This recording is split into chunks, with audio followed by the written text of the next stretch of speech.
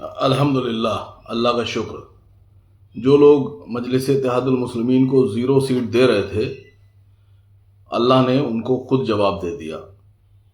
जो लोग घमंड में चूर थे और जो लोग ये कह रहे थे कि मजलिस इत्तेहादुल मुस्लिमीन को इस बार बिहार में मुसलमान नकार देंगे, उनके सामने रिजल्ट आ गया।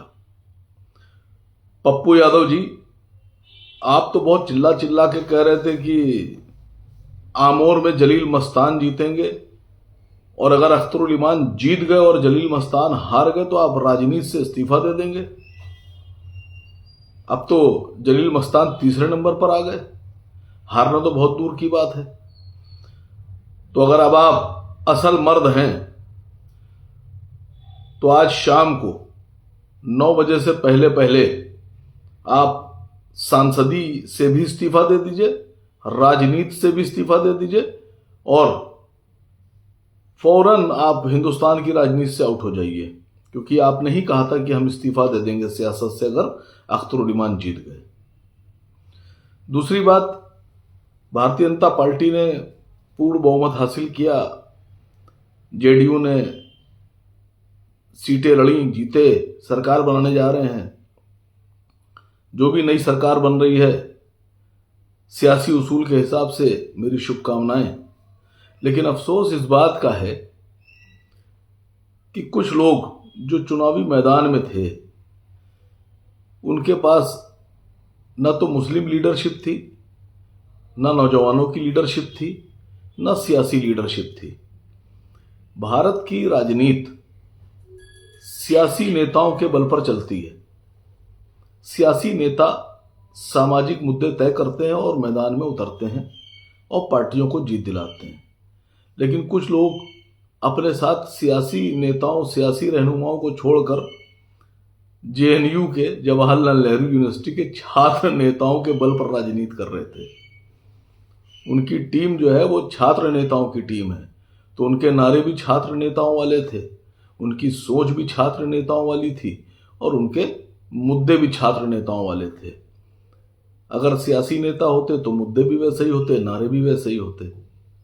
दूसरी बात, तेजस्वी यादव जी, आप एक ऐसे व्यक्ति को साथ लेकर चल रहे थे, ऐसे व्यक्ति पर भरोसा करके आप अपनी पार्टी के साथ चुनाव मैदान में थे, जिस व्यक्ति ने आपके परिवार में फूट डाल दी, जिस व्यक्ति की वजह से आपके परिवार की एकजुटता में फूट पड़ गई और आपका परिवार टूट गया, आप उस व्यक्ति पर इस तरह भरोसा कर रहे थे, वो जनता को क्या साथ रखेगा आपके।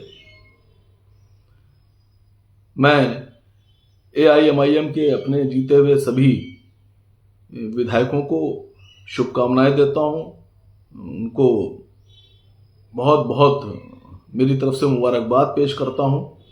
जो लोग अभी जीते नहीं हैं और जीत की कगार पर हैं, जीतने वाले हैं, उनको भी मेरी शुभकामनाएं, मेरी दुआएं। और जो लोग हार गए हैं, उनको ये चाहिए कि वो फौरन के फौरन बैठक करें और ये तय करें कि वो हारे क्यों, उनके हार के पीछे कौन लोग हैं, उनके किस तरह के लोगों ने उनकी रणनीति बनाई थी। मैं राहुल गांधी जी से कहना चाह रहा हूं कि आप चुनाव हारे, तो खुशी और गम की बात नहीं है। मसला ये है कि साउथ इंडिया का आदमी जो ठीक से हिंदी भी नहीं बोल पाता है, उसको आप भेज रहे हैं बिहार, जहां पे कट्टर हिंदीवादी लोग हैं। वहां पर साउथ इंडिया, जिसको हिंदी भाषा ही नहीं आती है, उसको आप वहां प्रभारी बना के भेज रहे हैं। तो उसने अपना काम कर दिया, ठीक किया, बहुत बढ़िया। आपको सोचना चाहिए था कि जो आदमी हमारी जबान नहीं समझ सकता, हमारी भाषा नहीं समझ सकता, वो हमारे मुद्दे क्या समझेगा। इतनी अकल तो राजनीति में होना चाहिए कि जिसको हम कमान संभालने के लिए भेज रहे हैं, जिसको हम कमांडर बना के भेज रहे हैं, जब वो हमारी बात ही नहीं समझेगा, जब वो हमारे मसले ही नहीं समझेगा, जब वो हमारी मुद्दे ही नहीं समझेगा, तो वो हमारी बात कैसे करेगा। और उसने वही किया। आपसे गुजारिश है कि अगले चुनाव में इस तरह की गलतियां मत कीजिए। और दूसरी बात, गधों को लेकर जंग नहीं जीती जा सकती है साथ में। और फिर ऐसे गधे जो लंगड़े हैं,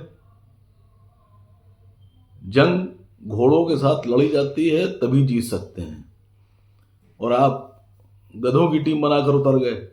सॉरी सर, माफ कीजिएगा, लेकिन यही सच्चाई है। मैं एक बार फिर से अपने जीते हुए सभी साथियों को बधाई देता हूं, मुबारकबाद पेश करता हूं, शुभकामनाएं देता हूं कि अगले 5 साल खूब काम कीजिए, बढ़िया काम कीजिए, जनता के सामने बिल्कुल खरे उतरिए। खुदा हाफिज।